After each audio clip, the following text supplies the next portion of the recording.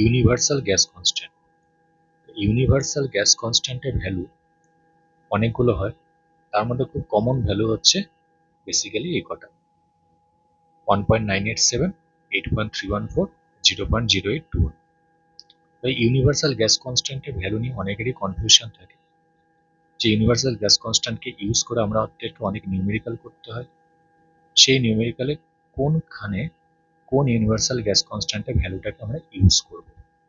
তো তার জন্য আমাদেরকে যে ভ্যালুগুলো এখানে লেখা আছে এগুলো খুব কমন কয়েকটা ভ্যালু। আরও অনেক ইউনিভার্সাল গ্যাস কনস্ট্যান্টের ভ্যালু হয়, তার মধ্যে এই তিনটে ভ্যালু হচ্ছে খুব কমন, যেগুলোকে আমাদেরকে নিউমেরিক্যাল করার জন্য ইউজ করতে হয়। তো ফার্স্ট যে ভ্যালুটা আছে 1.987 calorie mole inverse kelvin inverse, এটা কোথায় ইউজ করব? এই ইউনিটটার মধ্যে ক্যালোরি টার্মটা আছে, তার মানে যদি কোনো জায়গায় এনার্জিকে আমাদের ক্যালোরি রেসপেক্টে রিপ্রেজেন্ট করতে হয় বা ক্যালোরি রিলেটেড কোনো নিউমেরিক্যাল করার সময় বা এনার্জি রিলেটেড কোনো নিউমেরিক্যাল করার সময় ক্যালোরিকে ইউজ করে কাজ করতে হয়, তখন কিন্তু আমাদেরকে 1.987 ইউজ করতে হবে।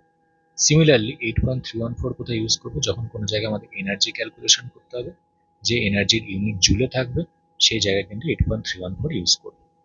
যদি কোনো জায়গায় আমাদেরকে ভলিউম ক্যালকুলেশন করতে বলা হয় বা প্রেশার ক্যালকুলেশন করতে বলা হয়, সেই জায়গায় কিন্তু আমাদেরকে 0.0821 এই ভ্যালুটাকে ইউজ করে কাজ করতে হবে। কেন? এই ভ্যালুটার মধ্যে কিন্তু ইউনিটের মধ্যে লিটার আর অ্যাটমসফিয়ার এই দুটো টার্মই আছে।